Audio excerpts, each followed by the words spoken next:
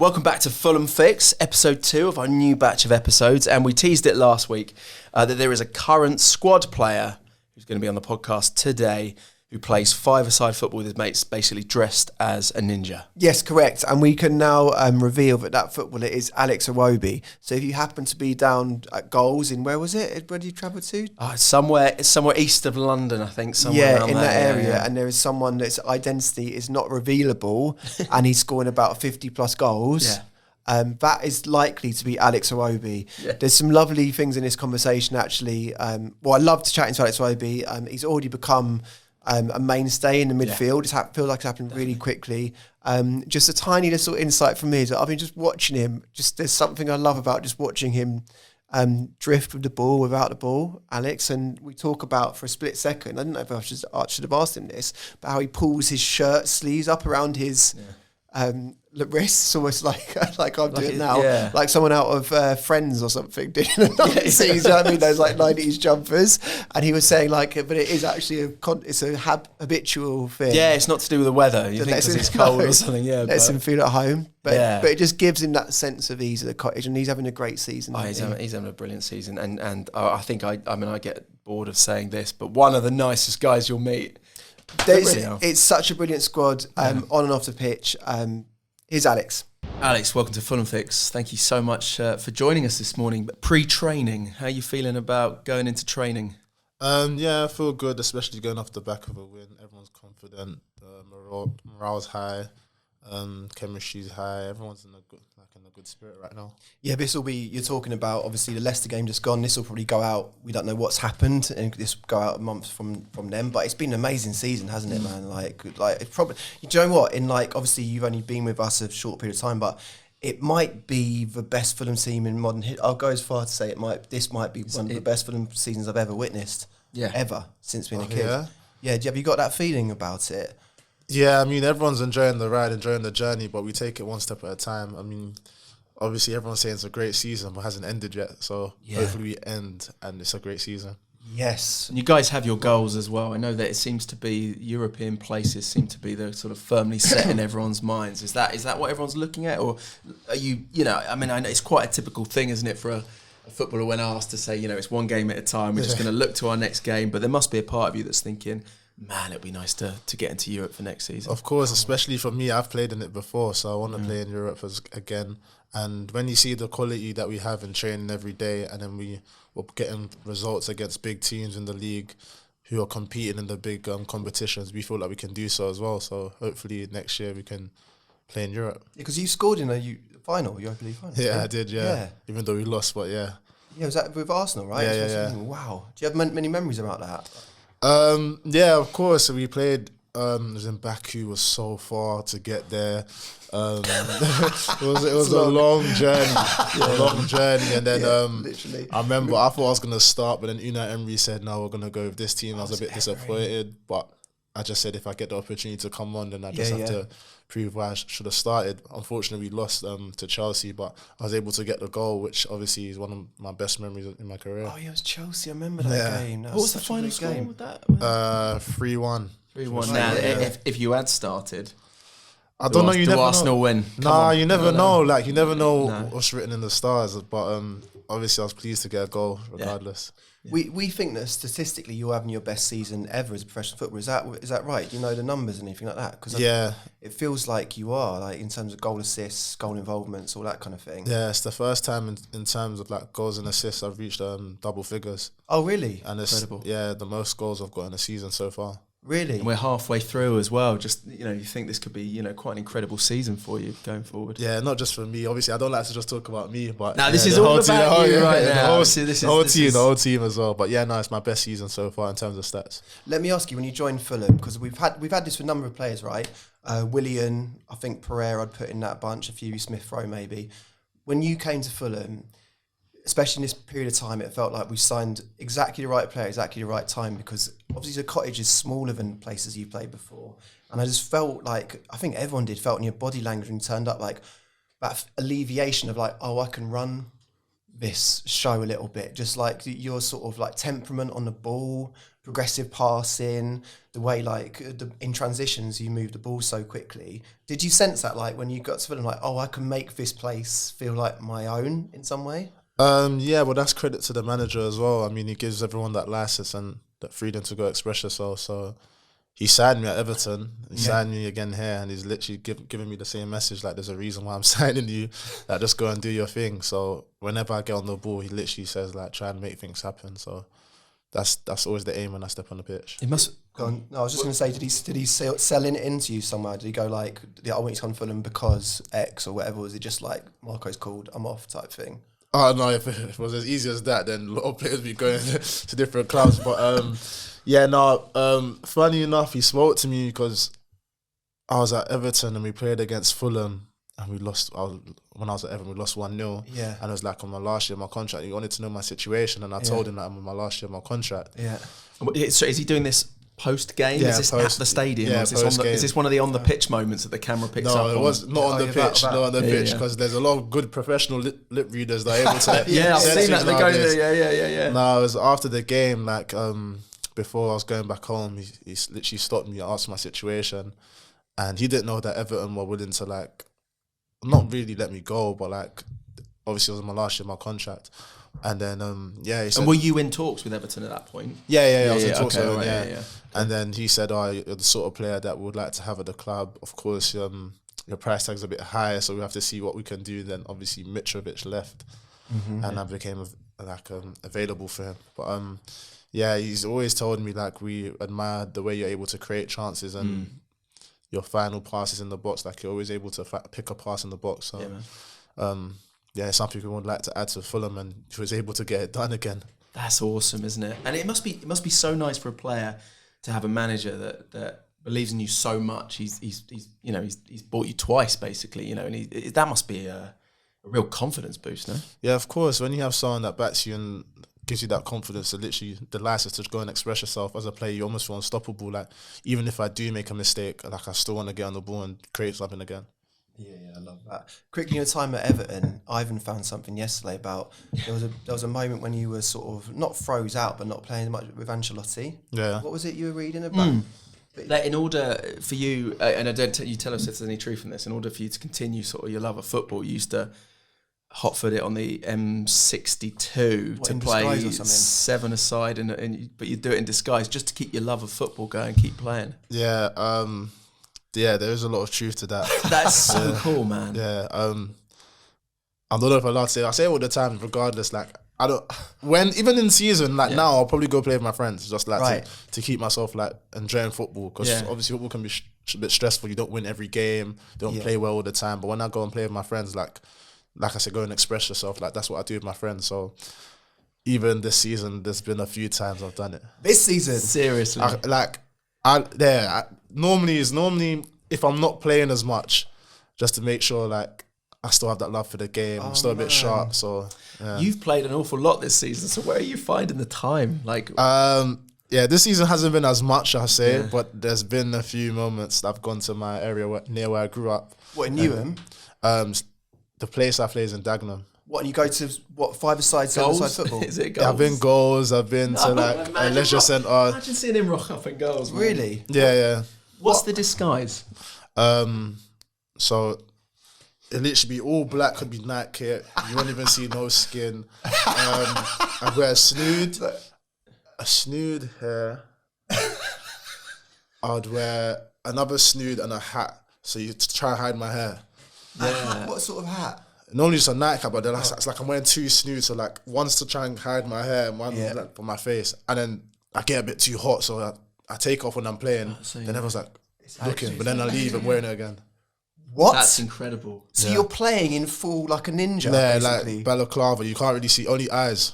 Literally just eyes. Like ninja football. Eyes and hands. That's all you can see. And are you playing your mates, or are you in some sort of league? And every now and then, we've got a really big game coming up in this league. We need you, man. No leagues. Ends up being 19-1. No leagues. It gets competitive. It's never like a game where one team's dominant, but Yeah. Are you not got any other sort of mates from other clubs that do the same? You know, maybe that they'll join. Is it a team? Are we talking of like? No. It's literally you go to like a goals and then you select a team there and then.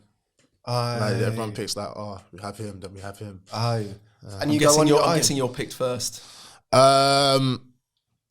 If I arrive on time, sometimes I'm late. Sometimes I'm they late. don't know it's Alex Iwobi, did they? So they don't know to pick. No, it. they know.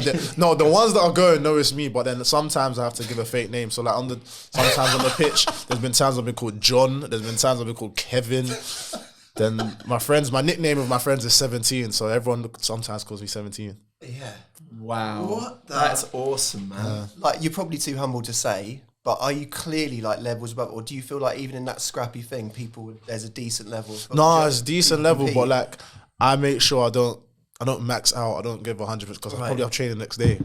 Yeah. Awesome. And also, what are you ever worried about? Someone's going to take it too seriously and come in with a crunching tackle? No, everyone knows not to go too near to me. Yeah, they don't touch me like that, but. I get compared, but I don't really go all in. And if there's a tackle or someone that's a bit too strong for me, I'd leave him.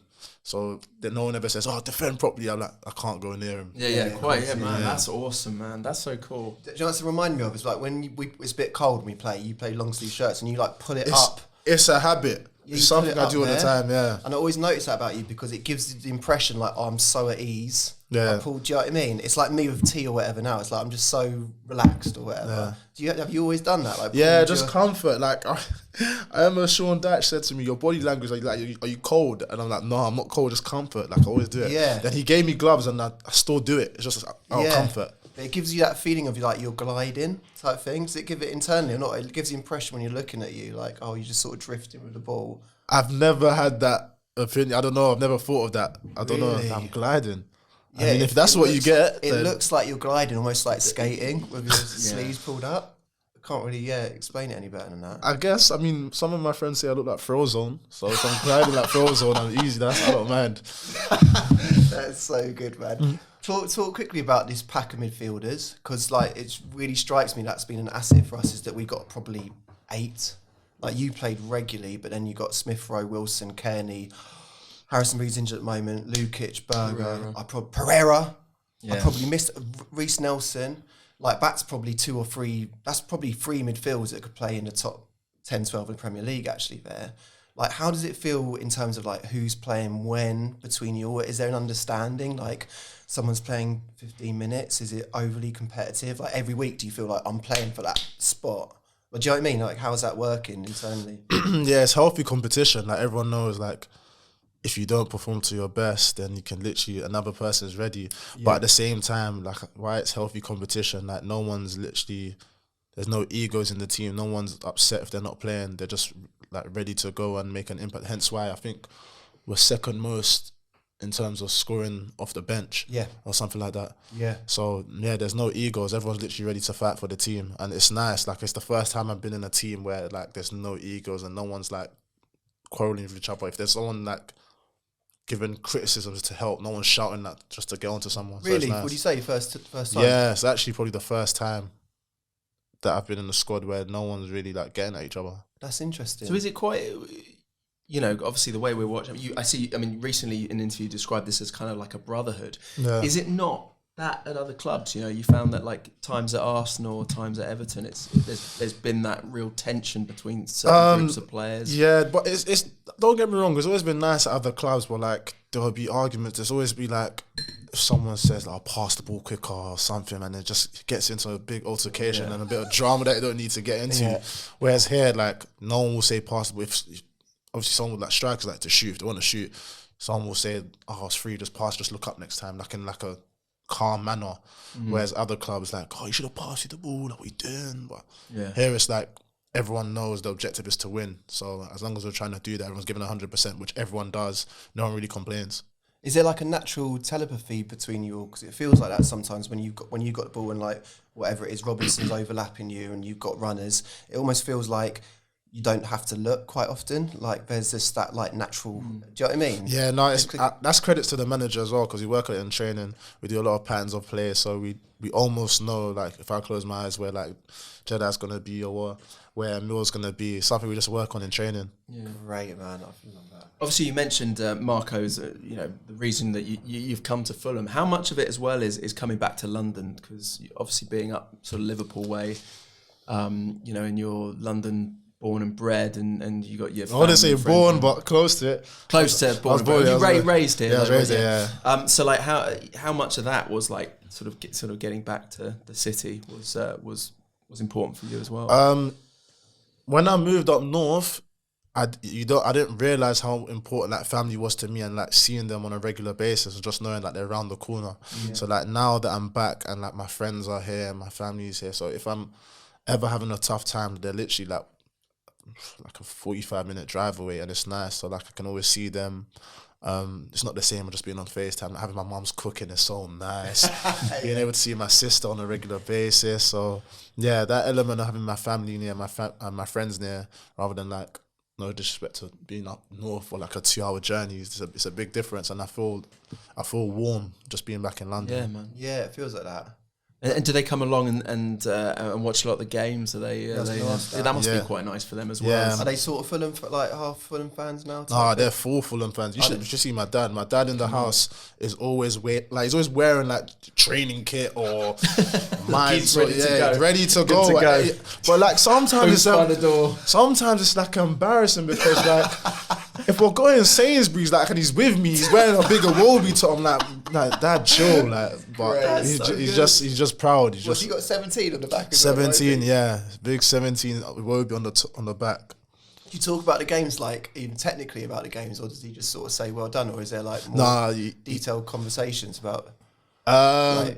He doesn't go into detail. He knows football because he used to play in Nigeria. Like he played. And my uncle used to play. He used to play like my uncles, and so he understands football. Yeah. But nowadays it's just like, well done.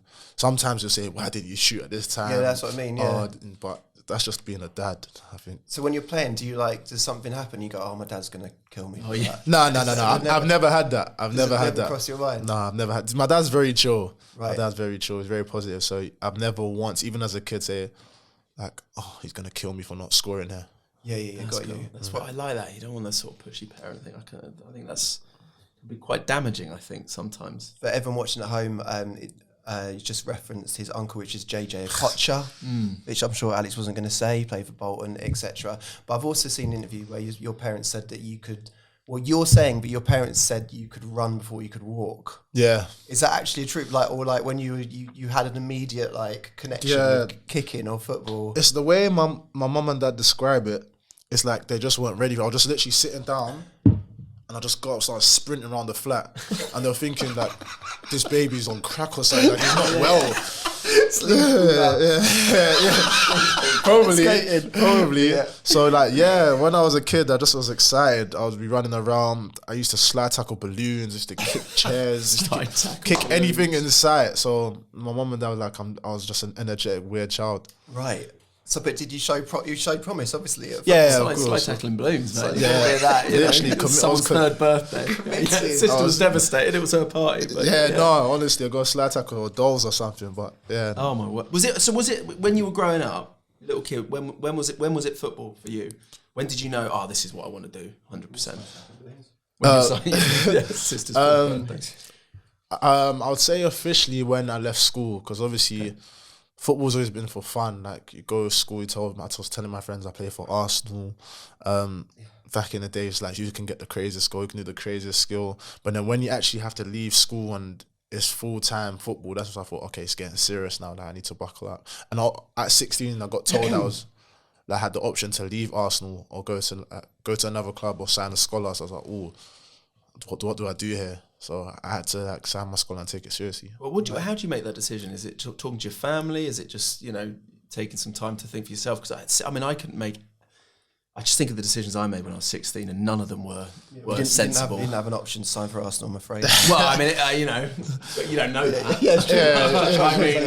Everyone has different paths, but I've always had a great support system. Like my dad and my mum and my sister always been around to like say like, when I was younger, there's many times I've been told, "Oh, you're not good enough. You're not good enough," and that was just another moment. Like, I was the only one playing for England at the time that didn't get offered like a professional contract. Where there was like 6 of them, so I only just had a scholar, and they said, "Oh, if you want to go, you can go." So I was meant to go like Celtic.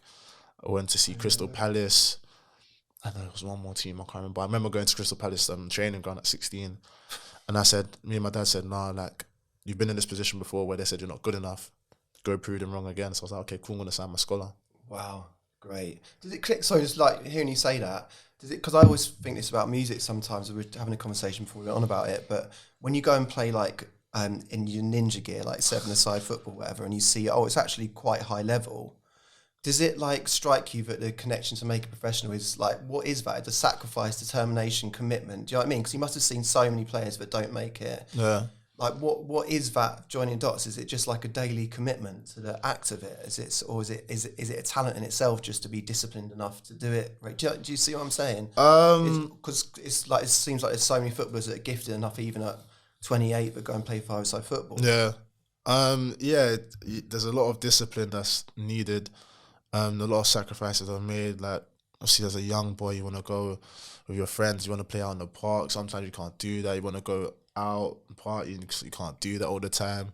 You just have to like the decisions you make, really. Yeah. Because sometimes, like when I go to like the 5-a-side, 7-a-side, there's some players I'm like, "Oh, if it weren't for my knee," but then there's a deeper meaning of like, like I got caught up with this, and I didn't have the support system that you had. So trying to get. Because I live far going to Arsenal sometimes, but I've always had my parents to take me. Right. Some people that I was going to train with, they would have to jump on a train for 2 hours, and it's like, as kids, it's tough. Lonely, actually, as well, isn't it? Yeah, especially like if you don't have a good training session and that 2-hour journey is just like, why am I doing this? Yeah, totally.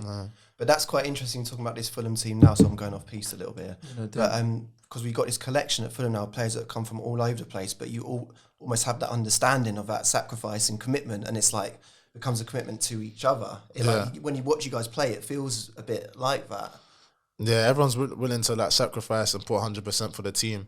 Everyone always has their story to get to like why they got to Fulham. Yeah. But the main reason why everyone's here at Fulham is to make sure Fulham can elevate and do well, and also not just obviously do well for themselves, but do well for the club. Yeah. Come on, Fulham. Amazing. Would you get into Project 17? Yeah, definitely, because it's not just football with you. There's so many other things that you sort of turned your hand to. But yeah, let's talk Project 17. Yeah, just for everyone that hasn't seen it, like, do you think you could just quickly explain what Project 17 is? Because it's very unusual for a footballer to be doing what you're doing. Yeah, I guess Project 17 is something me and my friends, or I call them my brothers now, that we put together just to showcase that I'm not just a footballer. Like, there's more to me in terms of like, I'd like to give back to charity. I like to get involved in music, fashion, and show that there's more to life than just football. And like, if you wanna, of course, I focus on my football, but you have the license to go and express yourself and be who you are, be you, basically. And it's like sort of almost like meetups, football, and all kinds of things like that type thing. Like, always, what's the sort of like, what is it in action? So if you see what I'm saying. With Project 17? Yeah. So like I'll get into charities, I'll go like I created a mini mart not too long ago. Right. I do tournaments. I've done 3. 2 in Dagenham, did 1 in Enfield. I've been to Ireland to host like a tournament. I've been to Nigeria to give out kit. Like anything with charity, I'm involved. Yeah. As long as it makes sense so the image comes across well and to help right. Then obviously with music, like I've always been into music as a kid. Of course, where I grew up, if you're not a footballer, you want to be a musician. Yeah. So I'm getting involved with that, and that's a bit of fun. Fashion as well. Like I've always liked my clothes. My mum's the one in the family that loves her fashion. My dad will say it's him. It's not him. So I hope he's listening. I hope he's listening as well. I love fashion. What's the Fulham kit? Honestly. Yeah. But so like literally I get involved in whatever I can. Yeah. That's literally Project 17. Yeah, that's so cool. And how good, how important is it to you to sort of give back to the community? Because that just seems to be the one thing I remember. The first I saw of this was around Christmas time. And it was literally, you'd open this mini mart and it was just everything for free in this community. And like, so how important is that for you? Is to help the community? Growing up as a kid, and especially in that community where I did the mini mart, there wasn't really. I don't think there was no footballer that came back or anyone that gave back to the community like that. So like, I didn't have no role models apart from my uncle. I was lucky, who used to do things around Nigeria. So I always said, like, I've always had parents that give back. For example, I said it before recently, where my dad, he would wake up early just to make sure that bin men have drinks, or if he's like £1 for Snickers, he would give £10. I'm like, what are you doing? It's like he's always eager to give like extras. Yeah. So like having that as like, I'm seeing it every day. Like it's only right that where I have the influence to do even more, I'm willing to do so. So like the mini mart the year before, like we gave our food to a homeless shelter. Like we're always willing to do something. Yeah, I love that. Your dad obviously knows that you're the most caps Nigerian footballer in the Premier League. Oh yeah, ever. He reminds me. Does he? Yeah. Yeah. Beautiful thing. Yeah. My dad, with stats, especially now there's Twitter, my dad knows how to work it properly. He's forever active looking at things like that. Oh, is he? Yeah. Okay. Oh man, that's so cool. It's so sweet. So you mentioned your music as well, which is very cool. We've got to talk about, he seems to be a bit of your hype man, because reading about it, Bassi was the one sort of playing it to everyone, am I right? Even getting Marco, he's like, check this out, listen to this. What, playing it in the dressing room? Yeah. Dressing room, in the gym. That one was in the gym, like because there's a new one that I'm probably gonna release soon. Yeah. And I've given it to like a few people just to get their feedback, and he's one of them. But like he can't help himself but play it everywhere he goes. So then he'll play it in the gym. Everyone's vibing to it in the gym. The gaffer came in one time and he was like, this is Alex's new song that's coming out. Oh man. And then I know he can't hear what's being said, so he's just nodding his head like this. So it's a good sign, like he may enjoy the beat. Yeah. And he's like, okay. I said, Bass, like relax, he ain't even out yet. Like, let him marinate first. And marinate. So he's talking to Marco Silva. Yeah, like in the gym, like Calvin's he treats anyone like anyone. He'll talk to his mum the same way he talks to the gaffer. He makes me laugh. I think I've chatted to him a couple of times, but when I'm looking for subs, it's not. Very rarely. This was during the cup games. So I think he was on the bench at that point. He's not often on the bench, and I'm there trying to. I got to lean over because I'm just at the side, and he'd sort of deliberately just trying to block the view, and he's just got that. He's so funny. Yeah. He's like, just trying to stretch his top out so you can't see the subs board. He's brilliant. He's such a character. How important is that, having players like him in this squad as well? Yeah, we got big characters, and he's one of them. Like I think that same game he was giving it to the away fans just for banter. I was like, you don't want it. Like he's just a big character, and that's him every day. Yeah, every day. But it's nice. It's nice to have that balance, because like, obviously we are serious, but we're, like I said, one big family. So when we do have like our team meals, there's a lot of characters, and he's always main character syndrome, wants to be main centre of attention all the time. I think you mentioned that you had one meal planned, which I read in an interview somewhere, but this was after we'd lost to Wolves, and you guys, it was in Paris. Yeah, we went to Paris. Then. Yeah, and then you come back and you win a couple on the bounce straight after. We were unbeaten since Paris. But and how much did you put it down to having those moments? Paris sounds like an album. Yeah, doesn't it? It does, doesn't it? or a new track. Yeah. You're giving me ideas. Yeah. Like ever since that Paris trip, like because we felt like against Wolves that time, it weren't the result matching the performance kind of thing. Yeah, it was. And we said no. Flattered them that result. Yeah, so we can't have our heads down. Like, let's get together. Let's see what we're like outside the working environment, just have a bit of fun privately. Yeah, which was nice. Like then we came back rejuvenated. Everyone was ready to fight for each other again, and we were able to go unbeaten. So. Of course, you lost again. We might have to go like Madrid or something. Yeah. That's what we're saying as banter. But like, we have. It's clearly important though. It clearly makes a difference. Of course, like we're not just like colleagues. We're actually like brothers to fight for each other. So it's nice that outside of football, we're still like brothers. I got one other. Go on. I got one final question before we go training. Well, two. Firstly, we spoke to Berbatov for this podcast a while back, and he was talking about, because I was saying to him about. There was a moment when he brought the ball down from the sky and it landed on his foot, and he's like basically caught it on his foot, and it was the only time I heard Craven Cottage just sigh. The whole page just went, like there's nothing, just like nothing incident. He just brought it on the halfway line, and that strikes me as something with you a little bit like that. Like he was talking about how occasionally he just like put moments that felt like art inside a competitive game of football, just because he's just like putting little artistic moments just because that's what feels, do you know what I mean, as entertainment. And it strikes me that sometimes you're a similar sort of, or you understand that philosophy sometimes with your process of football. Would I be right? I guess. Obviously, you can't always be 100% go, get a goal. Obviously, you'd like to get a goal, but 90 minutes is a long time just running and being intense. So there are times like we need a break. So I'll probably just chill and try to keep the ball. I'm not as elegant as Berbatov though. That's a legend. Yeah. But yeah, no, I do get what you mean. Yeah, beautiful. I was going to ask as well, just one last thing on before we do let you go off to training. Mentioned fashion being quite a big thing for you as well, and I think you've attended like Paris Fashion Week and things like that. With that in mind, of this squad, who's the best dressed? Who's the worst dressed? we need names. Without me being involved. So would you say I you're would best? always look. I always look at myself and be confident and say, yeah, that's me. All right, so we say you're the best dressed. Who's the second best dressed? But yeah, I think what we really want to know is who comes in looking. Yeah, because once again, it is training. Everyone wants to be comfortable for training. So sometimes some people ain't even wearing clothes that are ironed. Okay, a bit creased. Yeah. So best. Who's best? Oh, Joe is a shout. Joe's got the grown man, like, really, smart, isn't he? Smart, yeah. No, that's a shout, Joe. I like the way Joe dresses. He's sharp. Yeah, it's a strong look. That's a shout because he has his own style and no one else can do what he does. In my opinion. Yeah. So yeah, Joe is a shout. Okay. Worst. Forgive me for whoever I mention. It's nothing personal. I just wouldn't wear what you're wearing. Go on. But I would say, for me, Timothy Castagna. For me, I don't know why I found that funny.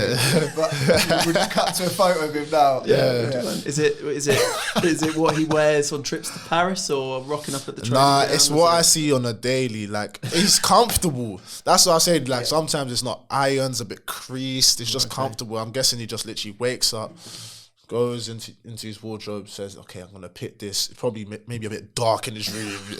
And says, yeah, okay, I'm going to training. So he's blaming his fashion sense on not being able to see what he's putting on. I don't know. Well, there we go. It means he's confident enough in himself. Of course. He doesn't need to.